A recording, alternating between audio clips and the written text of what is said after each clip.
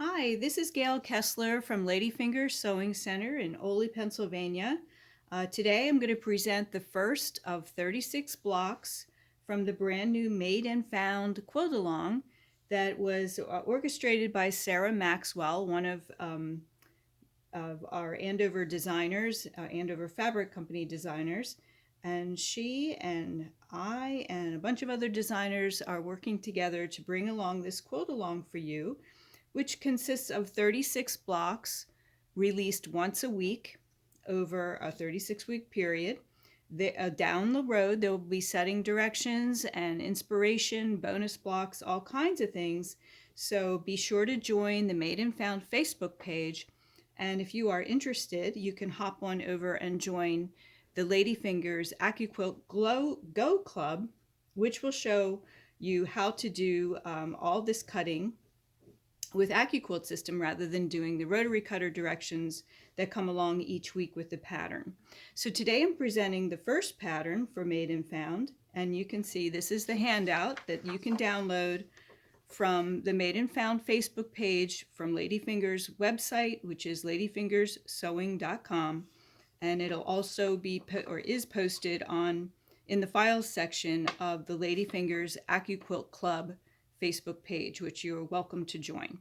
So we're going to get started. I'm going to show you each week a video of how to cut each block and learn how to know what dies to use when you're tackling a rotary cut pattern. That seems to be something that AccuQuilt users really enjoy learning. So I'm going to share this information with you. So I have some notes on here. Just don't pay attention. That's my little scribble. So I keep my place with you guys. So this is the first block, and as you can see, it's very, very simple. There's only 3 different shapes, and so we will, actually 2 different shapes and 4 different colors. So I'll show you what dies, and I'll show you how I figured out what dies to use for this block. These blocks are 9-inch finished. So in order for me to kind of figure out what size shapes these are, in this instance, it's very simple. If this is a 9-inch finished block, I can divide 9. You can see that it's a 4 patch. So there's 4 equal parts in this block. So do the math. I can see that now this unit, this unit, this unit, and this unit are all 4.5 inches finished, so that it creates a 9-inch finished block. So that's what I need to know so that I can figure out what dies to use. The shapes 1 and 2 are the same, and they are a 4.5-inch finished half square triangle. So we can get those dies from the 9-inch cube. And then, trying to think, there's an alternate, no, that's the only one for that shape. It's in the 9-inch cube. And that die is 55397. I have it right here. And it is, as you can see, it's 2 triangles on 1 die board. And I need 4 altogether for the block. So I can cut both colors 1 and 2 all at the same time. The second shape that we need is a 2¼ inch finished square. So this equals a 4. If you piece 2 4.5 inch or 4¼ inch triangles squares together, you will also get a 4.5 inch finished block. So to use that, we take the die again from the 9-inch cube, and this die is 55717. And since we can cut 6 layers at a time, we can cut most of the squares in 1 pass. It'll be 2 passes through the machine with colors 3 and 4.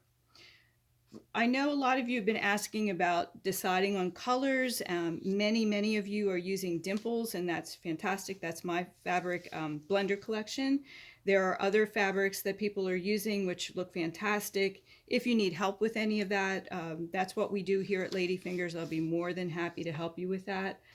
Generally, the guidelines are 12 to 16 different fat quarters for the coloring of the blocks, the various blocks. You can use less. And you can use more. You can make this as scrappy or as simplistic as you like. Some people are sticking to one color family. So I have several people who are doing grays and blues. Some people are doing rainbow. Some people are doing pastel. Some people are doing reproduction fabrics. You name it, it's out there. And to get inspiration, I suggest that you go to the Facebook pages Made and Found and to the Ladyfingers AccuQuilt Go Club pages to see what other people are doing. And please post your work there as well to help inspire others. I selected for this block demonstration, and please realize I'm going to switch it up all the time. I'm not going to stick to one color palette because I don't have to. I haven't decided yet what I really want to make my entire quilt out of, so I'm going to play around with a lot of different things. These fabrics are from my Dimples collection, and they are colors that were in the scrap bin from the Lotus block that I did a few months ago. And people seem to really like that. They're nice and bright, so they show up well on camera. So I'll let you know what these colors are. For the placement of 3 and 4, I'm using a Dimples, and this one is P6. And then I'm using a very light pale blue, which is Dimples Bees and Blue 23. So those will be the little 4 patches in the block. Then I'm going to use some scraps I have left over from the Lotus quilt for shapes 1 and 2. So the pink will be the center 2, and the number 2 will be the orange. And the pink is, just in case you want it, let's see, the pink is E24 or E2, and then the orange is R12. So those are the colors that I'm using. So let's get cutting. I think there's one alternate die. If you don't own the 9-inch cube, you can at least get your 4.5-inch half square triangle from the 8-inch Snail's Trail die, which is die number 55196. So a really helpful tool, and maybe some of you already, you AccuQuilt users already have this, but the cutting equivalence chart really helps you find the die that you need for the shape that you want. And this is a valuable tool. This item does get updated by AccuQuilt periodically as new dies are added, but this really helps you find what dies you may already own that have the shape that you need. So I strongly suggest that you download this. You can do so from the AccuQuilt website. I do offer printed copies of this so that if you prefer to have the paper in your hands, I'm older, so I like having the paper in my hands. I can access this whenever I need, and I can find the shapes that I need, or see if I already have them, rather. So this is a wonderful tool. It's called the Cutting Equivalence Chart. Okay? All right. So now I'm going to turn this around so I can see it. I'm going to put together the fabrics that I need for the first cut, and these are going to be for numbers 3 and 4 on the pattern. And I am using the little square. Now remember, with AccuQuilt, it doesn't matter so much, with this one anyway, whether I have the fabrics right side up or fan folded or anything, because in this case it doesn't matter. These are equal shapes. The shapes are the same on all 4 sides. What we do care about is grain line when it comes to AccuQuilt. Now I definitely do pre-treat my fabric. I want to make sure everything is pre-shrunk. So I do that by either pre-washing or getting my fabric wet, partially drying it, and then ironing the rest of it dry, or pressing the rest of my fabric dry with an iron. And I do use Best Press to give my fabric some nice firmness and crispness. So I'm going to need 4 of the lights. Now, we want to make sure our selvage edges are what's going into the machine. Kind of think of a choo-choo train going into the machine, because that the straight of grain is going along the selvage edges. In other words, the fabric doesn't stretch, and that's the way we want it to go into the cutter. So I happen to have the selvage edges right here on on this piece of fabric. If I was using a scrap that didn't have a selvage edge, by simply just tugging on the fabric lightly. You don't want to pull real hard, but if this stretches, I know that I don't have the straight of grain. If I pull this way, it's stiff, and that is the straight of grain. So that's what you want to have. That's how you want to load your fabric. Because I'm using the Go Big cutter, I have a lot of throat space here, so I don't have to subcut my fabric that much, meaning cutting it into smaller pieces. I don't have to bother too much with that. When you're placing your fabric on your die board, you want to make sure you have the edge of the fabrics past the blade of the die. There are blades embedded in the foam of the die. I can feel them with my finger. And I want to make sure my fabric goes beyond that so that I don't shortcut myself. And I'm going to make sure that the fabric goes beyond the selvage edges as well. So I just kind of peek. And I can get real conservative with this, but for the sake of video, I'm just going to put this on here. Right now I have 4 layers. So I have 1, 2, 3, 4 lights, and that's how many I need. Okay, put the mat on top. Another trick. This is a brand new mat, but if my mat was getting a little worn, I tend to move it around on the board before I put it into the machine. You don't have to line up your mat exactly on the die like that. You can move it as long as you're covering up the blades that you want to use to cut. Okay, so this will go into the machine like this. If you have a smaller cutter, the Go Me or the regular Go machine, you could chop this off with a scissor so that you don't have all this extra. But because I'm using the Go Big, this fabric I can just sort of take along for the ride through the machine, and it won't get cut because there's no die or mat on top. So I'm just going to put this through the machine. And then give it a little rub and slide your mat off of the die board so that you don't get static. And now I have my 4 squares for this block all cut out and ready to go. Next we have the dark purple, which is P6. We're going to do the same thing. So here's a different shaped scrap. Again, the selvage edge happens to be on here, but if I needed to test it by pulling on the fabric gently, I can do that. So here, I kind of go like this. Some people draw lines on their die board to extend so they know where the edge of the die is when you go to cover it up, so you're sure to have everything placed properly.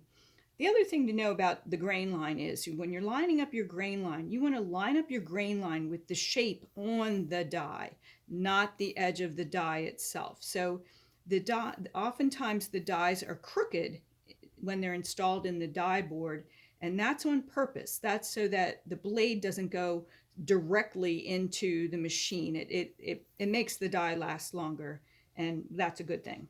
So it's not a mistake that the dies are often a little bit cantilevered. They're a little crooked. They're not installed exactly square on the die, with the exception of the strip dies, and we'll get to that sooner or later. So I'm just going to cover this up, flip it over, and I'm certain I have all the edges past the blades. Put my mat on top and pass it through the machine. Easy peasy. There we go. Okay, so all of my squares are ready for this block, and now I'm going to cut the triangles. So we just need 4 triangles, 2 orange and 2 pink. And so now we're going to move over to the 4.5-inch half square triangle. So now I can cut both of these both colors at the same time. This is my straight of grain, so I'm going to line it up this way. All right, and again, see how it's just a little bit crooked. The die is embedded in the foam just a little bit off canter. That keeps everything fresh. That keeps the blades lasting an extremely long time, which is, we like that. Now I have a pretty big piece of the orange, and if it bothers you, if you have a larger piece of fabric and you have the Go Big Electric, You can certainly chop it off and do what you want, but I'm just kind of showing off how nice the Go Big is. And if you're interested in a cutter and the dies, of course, you know who to call. That would be me. So at Ladyfingers. Okay.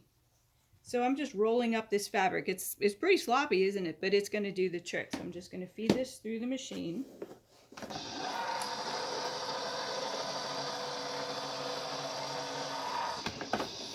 right. Pop that off.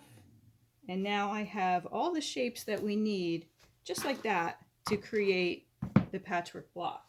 So the nice thing about AccuQuilt is the dog ears are already trimmed off the shapes that would have them after you've sewn. So it saves you a step when it comes to sewing, which is fantastic. All these little steps, all these little things add up. So if I'm going to put my pink in the middle, I think you can see this here, and my pink in the middle here. And then we have our 2 4 patches. And these run up the middle kind of like a Jacob's ladder. Maybe this is a Jacob's ladder. Somebody can tell me. All right, and then we have those. And then we have our 4 light squares. Now some people are putting their what they call their background color in every single block. Some people are not putting any background fabric in their blocks, and they're saving that for the setting. And some people are mixing it up. There's no right or wrong with this quilt along. You can do whatever you want. What the quilt along is providing is 36 wonderful patchwork blocks for you to play with. And the way you set them is up to you. The way you color them is up to you. There's no certain setting. There's no one setting for all 36 blocks. And in fact, many of the designers, including myself, are going to contribute bonus blocks to this project so that you can have, we're going to probably make sure we have 42 blocks available altogether, because a lot of people like a rectangular setting of 6 blocks by 7 blocks. If you want more blocks than that, I suggest that you take the blocks you like and simply switch the colors around. And you'll never know that you duplicated a block design, which is kind of fun to do. So here we have it. Here's block number 1, all ready to sew. And the sewing directions, that's another thing about AccuQuilt. You're saving yourself a lot of time. This particular directive to create the larger half square triangles is telling you to take 2 fabrics, put them right sides together, draw a line, sew on either side of the line, and rotary cut them in half to create the half square triangles. With AccuQuilt, you don't have to worry about that. You don't have to draw a line. You don't have to stack anything. You just cut and sew. Your dog ears are already trimmed off, and life is good. So I find this to be a really, really fast way to make quilts, and I hope you do too. If you have any questions, please make a comment or email us or contact us via the Facebook page and post your comments there. I will look for them and get back to you just as soon as we can. Now, for this project, I'm finding we're going to be using the dies from the 6-inch Mix and Match cube and the 9-inch Mix and Match cube. And to some extent, we'll be using the corners cube companion for the 6 and 9 inch as well for the chisels. There might be some other things along the way, but that's what I know at this point.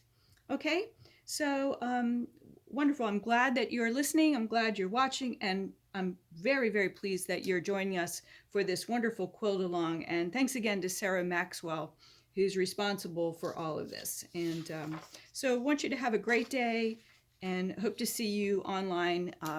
These videos will live on the Ladyfingers Sewing YouTube channel as well. So it's not a once and done. You can come back and refer to the weekly videos whenever you like. Okay? Thanks for watching. Have a great day.